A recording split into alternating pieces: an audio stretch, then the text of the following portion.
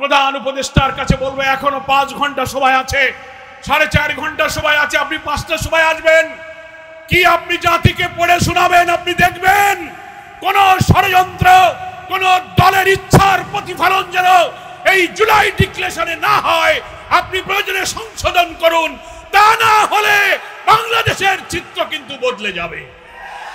আমরা যেসব প্রস্তাব দিয়েছি, জুলাই ডিক্লারেশনের খসড়ার একটি রাজনৈতিক দল হিসেবে 10 ব্যক্তি মতের ঊর্ধ্বে দেশপ্রেমকে সামনে রেখে একটি সুন্দর রাষ্ট্রীয় কাঠামো নির্মাণ করে অবাধ নিরপেক্ষ নির্বাচন, একটি সুন্দর দেশ গড়ার জন্য যা যা প্রয়োজন আমরা পরামর্শ দিয়েছি।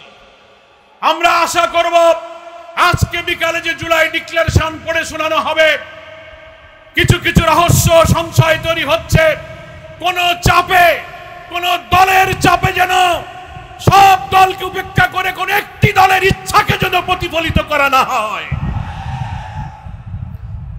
লক্ষ কোটি মানুষের রক্তদান এবং আকাঙ্ক্ষার প্রতিফলন যেন জুলাই ডিক্লারেশনের মধ্যে আমরা দেখতে পাই। আমরা সংস্কারের জন্য সংবিধান সহ সব সংস্কারের যেসব প্রস্তাবে সকল দল ঐক্যমত্য হয়েছে, কিছু ব্যাপারে এখন ঐক্যমত্য হওয়ার প্রক্রিয়া চলছে। এ সবই তো হয়েছে একটি আগামী সুষ্ঠু নির্বাচনের মধ্য দিয়ে নতুন বাংলাদেশ গড়ার জন্য। কি বলেন, ঠিক কিনা? আমরা শুনতে পাচ্ছি না এই সংস্কারগুলো যা একমত হওয়া যাচ্ছে, এগুলো এখন বাস্তবায়ন হবে না। ক্ষমতায় যাবে নতুন সরকার, 2 বছর পর এগুলো বাস্তবায়ন করা হবে। আপনারা কি সেই জন্য রক্ত দিয়েছেন? কোন দল ক্ষমতায় গেলে সকল দলের সার্বজনীন মতামতের ভিত্তিতে রাষ্ট্রীয় সংস্কারের প্রস্তাবগুলো বাস্তবায়ন করবেন কি করবে না তা নিয়ে জাতির সংশয় আছে। ইতিমধ্যেই গণমাধ্যমে কোন বড় বড় দলের কোন নেতা কথা বলে ফেলেছেন, সংস্কারে যা লেখুক, যা আইন বানাক, আমরা ক্ষমতায় গিয়ে সব লেখা আমরা মুছে ফেলে দেব। পড়েছেন না আপনারা? এই কারণে সংশয় তৈরি হয়। সেজন্য আমরা বলবো, আগামী নির্বাচন যখনই হোক, প্রধান উপদেষ্টা নির্বাচনের যে টাইম লাইন দিয়েছেন, আমরা আমাদের প্রিয় আমিরে জামাত বলেছেন কোনো অসুবিধা নেই, আমরা সেই নির্বাচনে অংশ নেব, প্রোভাইডেড সেই নির্বাচনের আগে সংস্কারের মৌলিক কাজ শেষ করতে হবে। শেষ না করে নির্বাচন আমরা মেনে নিতে পারি না। যারা এইসব নির্মমতা নিষ্ঠুরতা করে খুন করেছে, রক্ত লাল করেছে সারা দেশকে, তাদেরকেও নির্বাচনের আগে বিচারের মুখোমুখি করতে হবে। ষড়যন্ত্র যেন আমরা টের পাচ্ছি, এইগুলো করার আগেই তড়িঘড়ি করে একটা নির্বাচনের প্রস্তুতি নেবার মতো করে কোন ডিক্লারেশন, কোন সনদ ঘোষিত হলে দেশ আবার বিক্ষোভে জ্বলে উঠবে ইনশাআল্লাহ। আমরা তাই বলবো, অনেকে যুক্তি দিচ্ছেন কিভাবে এই 7-8 মাসের মধ্যে এই সব সংস্কারের আইনগুলো কার্যকরী করা হবে। আমি বলবো, বাংলাদেশের সংবিধান বিশেষজ্ঞ রাজনৈতিক নেতৃবৃন্দের কাছে ইতিহাস আছে। শহীদ রাষ্ট্রপতি জিয়াউর রহমান যখন ক্ষমতায় এসেছিলেন, সেই ক্ষমতাকে বৈধ করে তার রাজনৈতিক দলের প্রধান হওয়ার জন্য তিনি গণভোট দিয়েছিলেন, প্রক্লেমেশন জারি করেছিলেন। এরশাদ সাহেব ক্ষমতায় এসে তিনি অনেক অর্ডিন্যান্স জারি করে, প্রক্লেমেশন দিয়ে তিনি তার ক্ষমতাকে বৈধ করে পলিটিক্স করেছিলেন।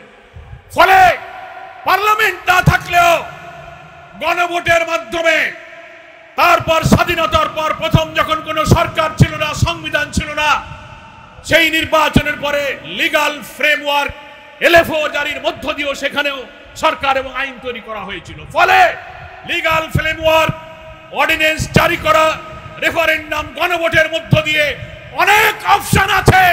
আমাদের করা সংস্কার নির্বাচনের আগে বাস্তবায়ন করে এই নির্বাচনের আগেই সংস্কার কাজ সম্পন্ন করা সম্ভব। কিন্তু যারা যুক্তি দিচ্ছেন 2 বছর পরে হবে, এই শুভঙ্করের ফাঁকি দেওয়ার জন্য হাজার হাজার মানুষ রক্ত দেয়নি, এত মানুষ শহীদ হয়নি। কিন্তু মাঝে মাঝে সরকারের অভ্যন্তর থেকে বা জাতীয় রাজনীতি অথবা ফ্যাসিবাদ বিরোধী এক আন্দোলনে আমরা যখন একসাথে ছিলাম, তাদের কিছু কিছু কথা, কিছু কিছু কাজ, কিছু কিছু ভূমিকা অনেক রহস্য, অনেক সংশয় তৈরি করতেছে। কি বলেন, ঠিক কিনা?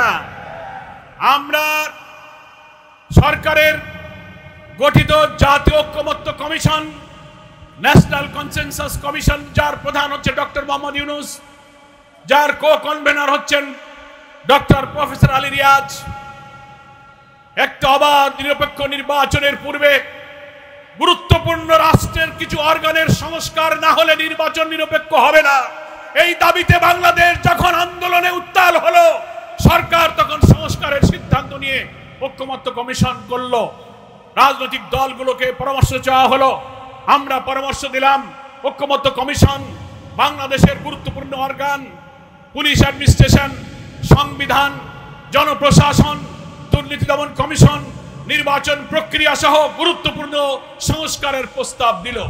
আমরা সেই প্রস্তাব ঐক্যমতে পৌঁছানোর জন্য জামাত ইসলামীর নেতৃবৃন্দ 2-3 মাস ধরে ঐক্যমত্য কমিশনে আমরা সহযোগিতা করে যাচ্ছি। তারপরে আমরা দেখতে পাচ্ছি কিছু কিছু ব্যক্তি, কিছু কিছু দল যারা নিজেদেরকে খুব বড় মনে করেন, নির্বাচনের আগেই তারা ক্ষমতায় গিয়েছেন বলে ভাবটা দেখান, কি বলেন ঠিক কিনা? তাদের ভূমিকার জন্য এই সংস্কার কাজে ঐক্যমত্যে পৌঁছা বড় কঠিন হয়ে যাচ্ছে। সনদ, জুলাই চার্টার এবং জুলাই ডিক্লারেশন ঘোষণা দেয়া হবে আমরা দাবি করেছি। আমার প্রিয় দেশবাসী, বাংলাদেশ জামাত ইসলামী পরিষ্কার বলেছে, পিআর পদ্ধতির মাধ্যমেই আমরা আগামী পার্লামেন্ট ইলেকশন চাই, কি বলেন ঠিক কিনা? আমরাই শুধু নয়, বাংলাদেশের বেশিরভাগ ভোটারকে যারা প্রতিনিধিত্ব করেন সেই সব সকল রাজনৈতিক দল এখন বলছেন প্রত্যেকটি ভোটারের ভোটের মূল্যায়ন করার জন্য কালো টাকা, পেশি শক্তি, মনোনয়ন বাণিজ্য বন্ধ করতে গেলে, একটা কোয়ালিটি দক্ষ পার্লামেন্ট বানাতে গেলে পৃথিবীর 91টি দেশে এই প্রপোর্শনাল রিপ্রেজেন্টেশনের পদ্ধতি চালু আছে। এই পদ্ধতিতে বাংলাদেশে নির্বাচন দিতে হবে। একটা দলের নেতা বলছেন যে দেশের মানুষ ইভিএম বোঝে না, তারা পিআরও বোঝে না। আমি খুব বিস্মিত হই, আপনি একজন নেতা এই কথা কি করে বললেন? ইভিএম আর পিআর কি এক হলো? ইভিএম হচ্ছে একটা মেশিনের নাম, নাকি বলেন? ইভিএম হচ্ছে একটা মেশিনের নাম, পিআর কোনো মেশিন নয়। পিআর হচ্ছে একটা ইলেকটোরাল সিস্টেম। আধুনিক দুনিয়াতে নিরপেক্ষ অবাধ নির্বাচনের জন্য এই পদ্ধতি আধুনিক গণতান্ত্রিক বিশ্বে গৃহীত হয়েছে। আপনি ইভিএম এর সাথে পিআর কে, বাঙালিকে হাইকোর্ট দেখালি হয় না। এখন বাংলাদেশের হকার, রিক্সাওয়ালা, ঠেলাওয়ালা, মুরগিওয়ালাকে জিজ্ঞেস করবেন এইসব কথার ব্যাখ্যা, রাজনীতির খবর তাদের কাছে খুব ভালো আছে, কি বলেন? এরা ইভিএমও বোঝে, ইয়া পিআরও বোঝে। বলে এইগুলো দেখায় বাংলাদেশের মানুষকে আর বোকা বানানো যাবে না। পিআর মেনে নিন।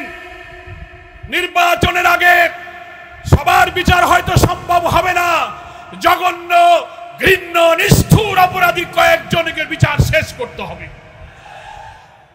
স্থানীয় নির্বাচন পার্লামেন্টের আগে আমরা দিতে বলেছি, কারণ নির্বাচন কমিশন কতটা নিরপেক্ষ, কতটা সক্ষম, স্থানীয় নির্বাচন দিয়ে সেটা প্রমাণ করতে হবে।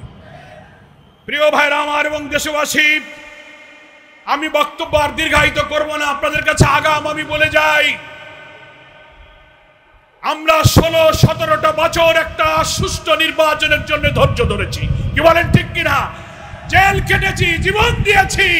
আমাদের প্রিয় নেতা মাওলানা নিজামী মুজাহিদ কামরুজ্জামান, মীর কাসেম আলী, কাদের মোল্লাকে ফাঁসিতে ঝুলিয়ে হত্যা করা হয়েছে। তারাও এই নতুন বাংলাদেশের স্বপ্ন দেখেছিল। অধ্যাপক গোলাম আজম, মাওলানা আবুল কালাম মোহাম্মদ ইউসুফ, আব্দুল খালেক মন্ডল, দেলোয়ার হোসেন সাইদি, আব্দুল সোহান সাহেবদের মতো বর্ষিয়ান নেতাদেরকে কারাগারে তিলে তিলে হত্যা করা হয়েছে। কি কারণে? আমরাই তো একটি ইনসাফপূর্ণ বাংলাদেশের জন্য তারা লড়াই করেছিলেন। আবু সাইদ মুগ্ধের মতো নিজামী সাইদিরাও এই নতুন বাংলাদেশের যোদ্ধা ছিল। এত ত্যাগ, এত রক্ত যেন বৃথা না যায়। প্রধান উপদেষ্টাকে বলবে ইতিহাস স্মরণ করবেন। আমরা একটি নিরপেক্ষ অবাধ নির্বাচনে নির্বাচিত প্রতিনিধির কাছে ক্ষমতা হস্তান্তরের জন্য যে জাতি 17 বছর অপেক্ষা করতে পারে, প্রয়োজনীয় সংস্কার এবং বিচার শেষ করে, আপনি বলেছেন জুনের মধ্যে নির্বাচন, আমরা বলেছি জুন যেন ক্রস না করে, ফেব্রুয়ারি, ওকে আপনি ফেব্রুয়ারিতেই করুন, এই সময়ের মধ্যে আমাদের এই শর্তগুলো মেনে নেওয়া সম্ভব, এগুলো আপনাকে মানতে হবে।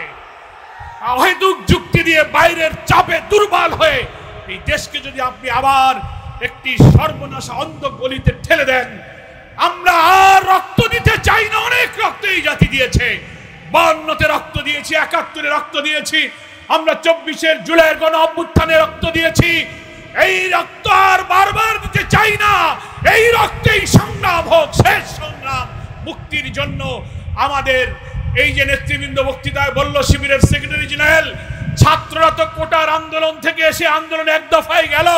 ছাত্রদের স্বার্থ না হয় আপনারা বলবেন, কিন্তু যে রিক্সাওয়ালা, যে ফেরিওয়ালা, যে ছোট্ট শিশু জীবন দিল, তারা তো কোনো বিসিএস আর কোনো পরীক্ষার জন্য কিন্তু আন্দোলনে যায়নি। একটি সোনার নতুন বাংলা, ইনসাফপূর্ণ সুবিচার সোনার বাংলা তারা চেয়েছিল।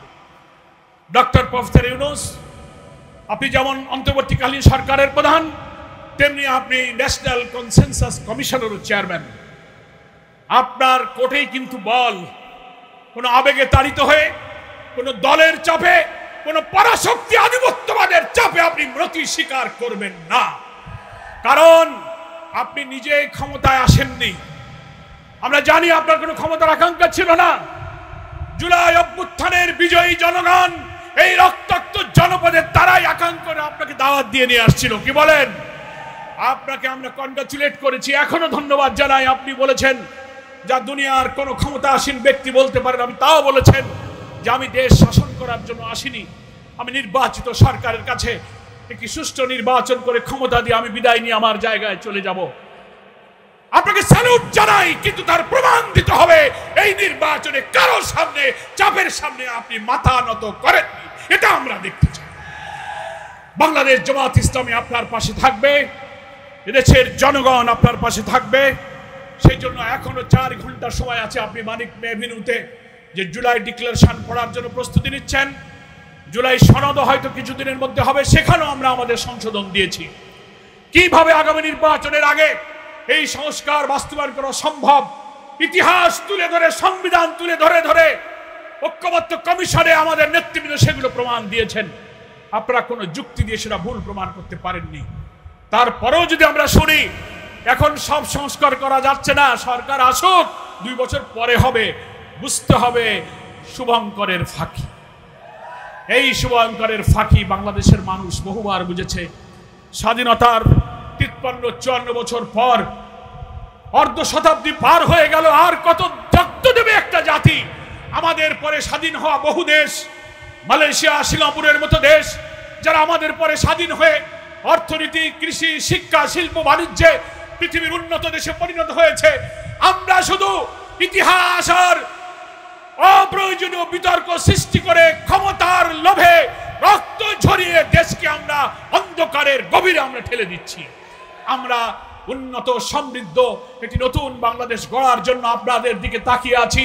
শুধু আমার দেশ নয়, পৃথিবীর কোটি কোটি মানুষ, প্রবাসে যেসব বাংলাদেশি থাকে, দেশকে যারা ভালোবাসে, ইভেন জাতিসংঘ, হিউম্যান রাইটস কমিশন, বাংলাদেশের বিভিন্ন দাতা দেশ এবং সংস্থাগুলো চাচ্ছে এবার এমন একটি সরকার আসুক যারা দুর্নীতিতে চ্যাম্পিয়ন হবে না, বিদেশে অর্থ পাচার করবে না, ভিন্ন মতকে দমন করবে, বিনা বিচারে মানুষকে ফাঁসি দেবে, শিক্ষা, অর্থনীতি, কল কারখানার চাকাকে সমুন্নত রেখে সমৃদ্ধ সোনার নতুন বাংলা গড়ে তুলবে।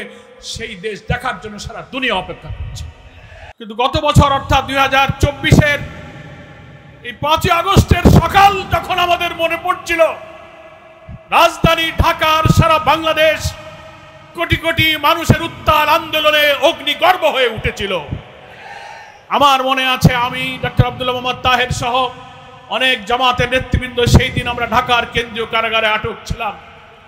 কারাগার থেকে খবর পাচ্ছিলাম আগস্টের প্রথম দিনগুলো 1, 2, 3, 4, 5 কারাগারের কর্তৃপক্ষ যারা প্রতিদিন গ্রেফতার হয়ে ভেতরে যাচ্ছিল, রিমান্ডে যাচ্ছিল, তাদের কাছে শুনছিলাম যে কোনো মুহূর্তে একটা ঘটনা বাংলাদেশে ঘটে যাবে।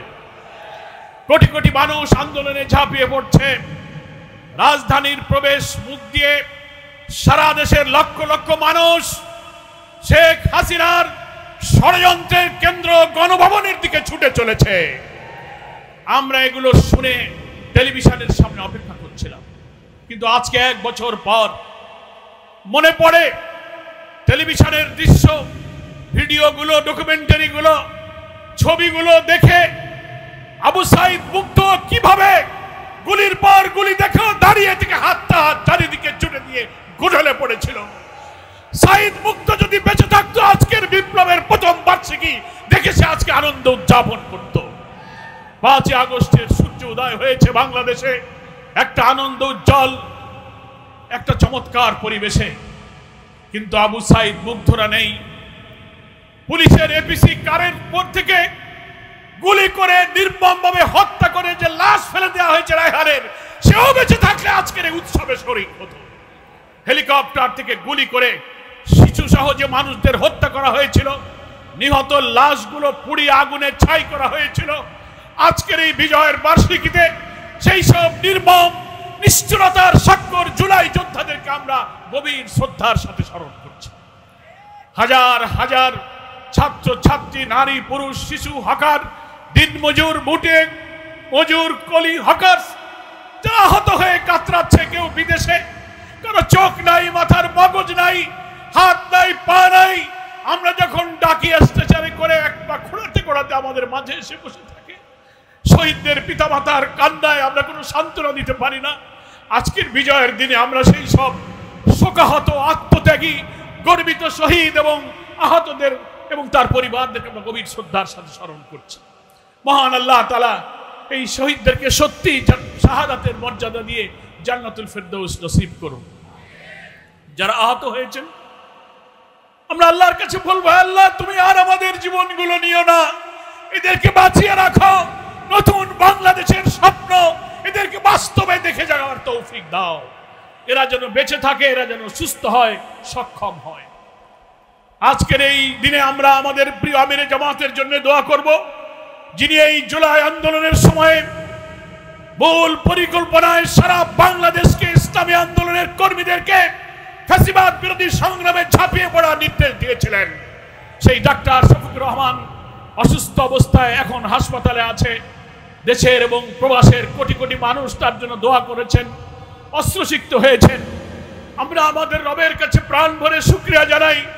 আমরা যতটা তাড়াতাড়ি তার সুস্থতার কামনা করেছিলাম, নির্ভুল চিকিৎসার আশা করেছিলাম, আল্লাহ তাআলা আমাদের আশার চেয়ে অতি দ্রুত তাকে সুস্থ করে দিচ্ছেন, আলহামদুলিল্লাহ। আমরা দোয়া করি আমাদের এই প্রিয় নেতাকে আল্লাহর নেক হায়াত দান করুন। নতুন বাংলাদেশের স্বপ্ন যিনি দেখেছেন, জাতীয় ঐক্যের ডাক যিনি দিয়েছেন, তার নেতৃত্বে বাংলাদেশে নতুন বাংলাদেশ আমরা গড়ব ইনশাআল্লাহ। প্রিয় ভাইরা আমার, শফিকুল ইসলাম মাসুদ ভাই বলেছেন এই মিটিং শুধু আমরা করছি না, আজকে সারা বাংলাদেশের রাজধানী ঢাকা, জেলা, শহর, নগরে, বন্দরে, উপজেলায় মিছিলে মিছিলে কোটি মানুষ স্লোগানে স্লোগানে মুখরিত করেছে। আমরা আজকে রাজধানী ঢাকায় সেই মিছিল করছি। আমরা